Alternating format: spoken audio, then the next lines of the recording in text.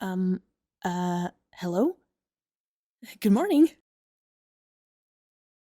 Oh, right, I'm so sorry. I keep forgetting. You don't rise with the sun. I thought I was part eagle, but maybe I'm part rooster. Do you want to go back to bed? That's completely fine and acceptable, of course. Cloudjumper, not everyone is like you. Let the humans sleep. You see, I'm already worked up and the day just started, but don't feel pressured. Keep sleeping if you must, human. Really? No, you're fine. Go back to bed. It's fine. I've been reading so much about humans and your circadian rhythms.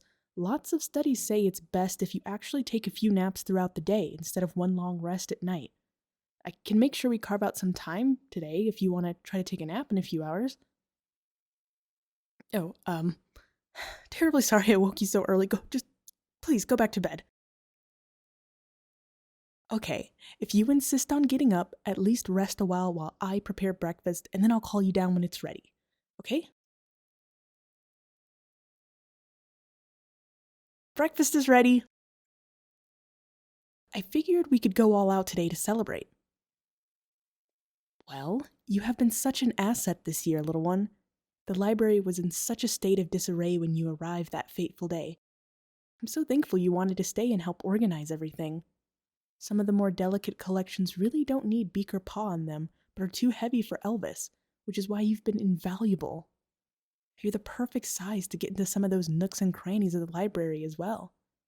I didn't even know we had some of the contemporary human books until you found them. Truly fascinating. That brings us to today, 314 days and counting later, and we're on the final section of the library. With the pace we've been going, we should be done by lunchtime. It is wonderful. Thank you so much. Doing any task is so much more bearable with a friend. Tea? This is one of my favorites, angel root. It grows all over the northern part of the grove where I'm from. The name is actually a bit of a misnomer since the part the tea is made from comes from the mature petals that bloom after a harsh winter. In any case, the taste is divine and so nostalgic for me. What do you think? I guess I've only been going off my taste of it. I'm not really sure how you feel about it, so I hope you like it. I'm glad I could share something with you. In that same vein, I made some of those flapjacks you mentioned. Elvis wants you to know he's quite a fan. I had to keep swatting him away with my tail while I was cooking. I guess in the human world, being told there's a rat in the kitchen would be cause for concern, but he's just so helpful when he's not trying to sneak a bite of everything. Isn't that right, little buddy?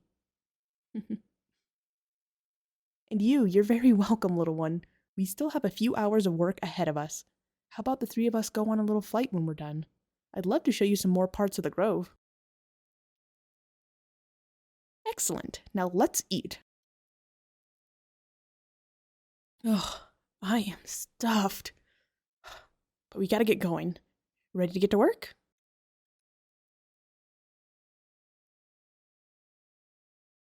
Whew, I can't believe we're done. Ooh, this makes my heart swell and I just want to puff out my feathers.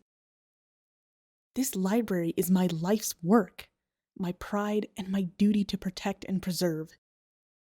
You've had so many great ideas. You made the place so much more cozy for patrons. And that sorting system. I can't believe I've never heard of it, but this decimal system thing is ingenious. I mean, I've read so many things, but I guess a book about how to optimize a library just kind of escaped me. Bird brained, what can I say? No. Thank you. Well, if you don't mind me asking, what's next for you? I mean, now that we're done. Look, I don't want to upset you, but as your friend, sorry, a little bit nervous, I'm sorry. As your friend, I don't want to upset you, but I feel I must say this. You are the kind of person that likes to help others solve their problems, but you completely ignore your own. I'm sorry, but it's true. You've been a pleasure to have, truly. But I think your staying here, while incredibly helpful, has been a way for you to avoid some things back home. See, I've learned quite a bit about you, and I know you've learned about yourself a lot this year too. Like I said before, you have all the knowledge inside of you to navigate your life. I don't want you to feel like I'm kicking you out. If you truly want to stay here and you believe it's for the best, you're more than welcome. I love your company. However, before you make up your mind, I'd like to show you something. Just hop on. You too, Elvis. And away we go.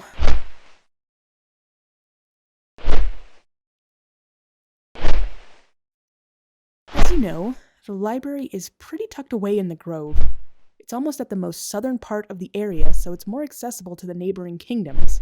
Even the human realms, while distant, can easily find it before they reach the cities of the grove. Speaking of, if you look off my right, you'll see the elven and dwarf city of Moonforge. Unfortunately, not too friendly to humans, but lovely hors d'oeuvres and mead. That's right, Elvis. That's where we like to pick up pastries from time to time.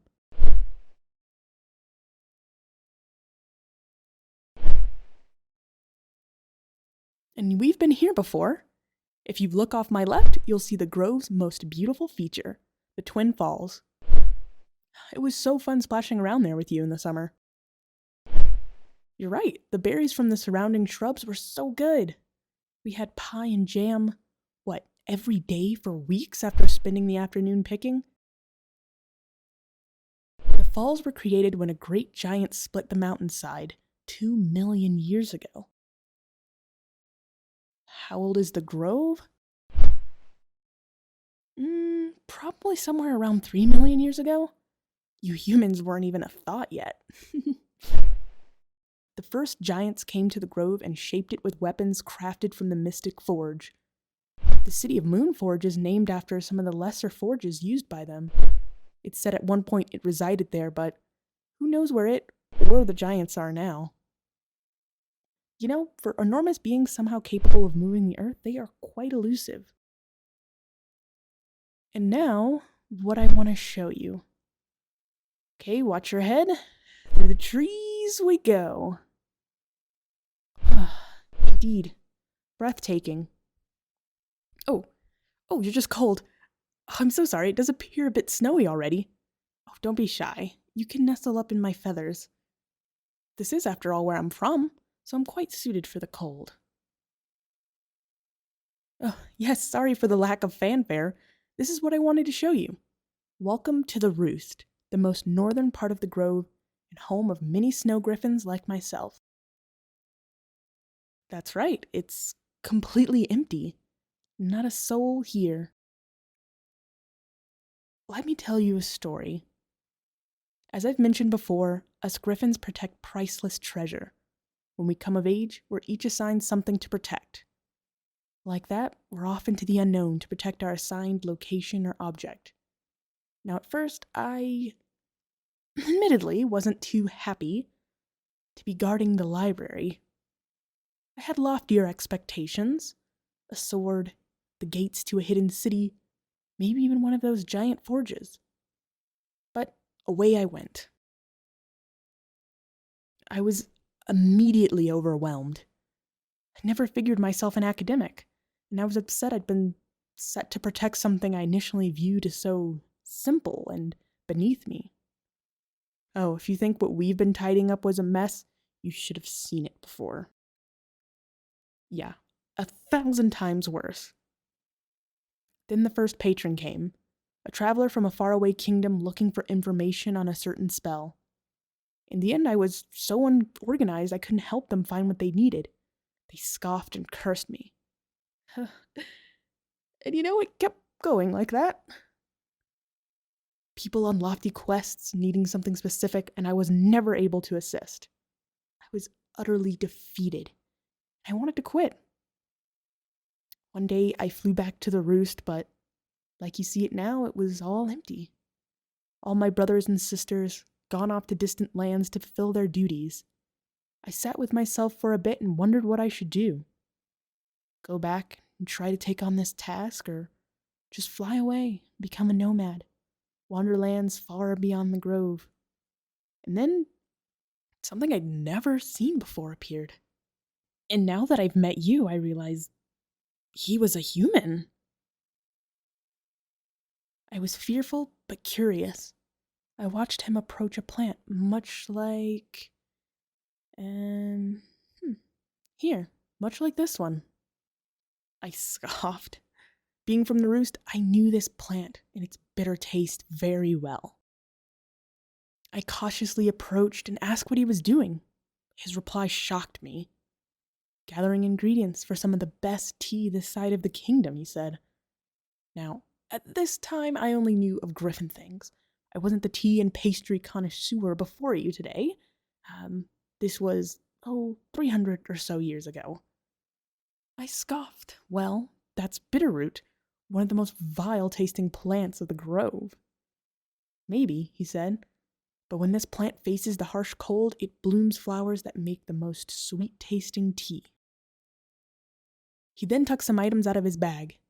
Tiny little cups, a kettle, a fire starter, a thermos. I shielded the fire starter with my wings as the fire flashed up. He began to strain the petals over hot water. And that was the first time I ever had tea. I'll never forget the taste. I sat there taking in what I'd learned. Only when this plant was able to take on the blistering cold winter could it become something more. Something inside it was always meant to be. I knew I had to return to my duty at the library and not run. And well, the rest is history. I weathered my own winters and eventually became who you know today. Nothing good is easy, human. I think there's an opportunity for you to bloom as well. But you have to face whatever it is you're running from. So, where should we go? Back to the library, or... I'm gonna miss you. And I'll always be here. But I'm glad you think it's time for you to bloom too. All right, back to the human kingdoms we go.